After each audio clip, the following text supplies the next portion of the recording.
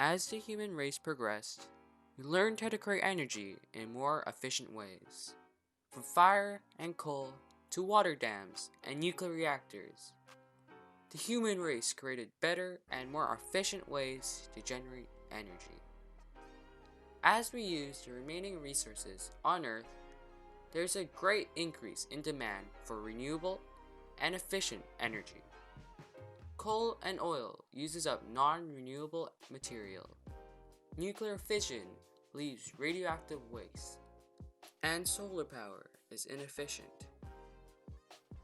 So is there a way to create clean and abundant energy without the use of any harmful materials? Well, there is, and it's called fusion energy. Have you ever seen a nuclear reactor? Nuclear reactors use what's called nuclear fission, where they break uranium atoms apart to generate energy. Nuclear fusion is pretty much the exact opposite of nuclear fission. Fusion fuses nuclei together instead of breaking them apart.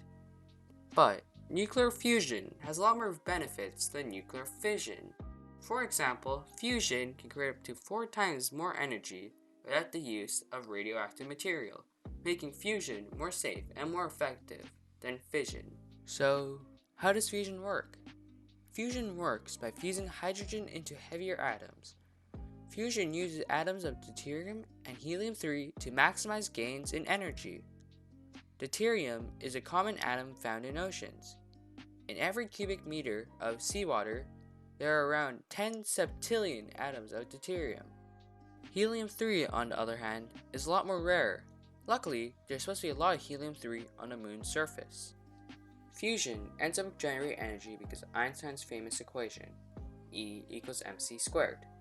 Basically, when nuclei fuse, a little bit of mass is lost and converted to energy, which we can collect.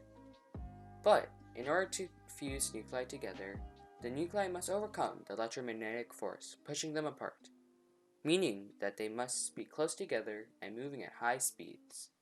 You could do that by compressing and heating up the atoms until they fuse, then collect and use the energy to spin turbines to generate electricity. If fusion promises clean and abundant energy, why haven't we used it?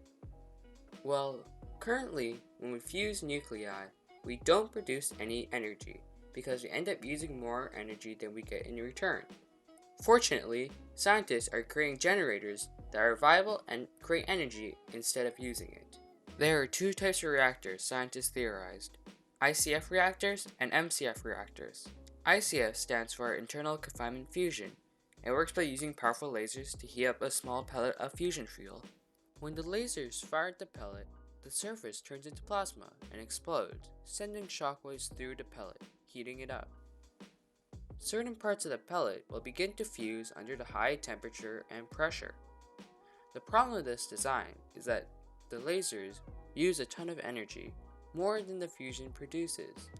Facilities like the NIF are working on making the lasers more viable by using lighter fuel like tritium and by surrounding the pellet with a hologram. The MCF, on the other hand, has a different approach. MCF stands for magnetic confinement fusion. It works by ionizing deuterium and helium-3, then compressing it with powerful electromagnets until the nuclei fuse. An example of an MCF reactor is the ITER, the biggest fusion project in the world. It hopes to only use 70 megawatts to generate 500 megawatts of energy. To put that into perspective, 1 megawatt is enough to power 813 homes. Fusion energy is the energy of the future. But are we ahead of our time? We're spending tens of millions of dollars on technology that hasn't even proven itself. Fusion energy could save the world, providing cheap and clean energy for everyone. It also could be a complete bust.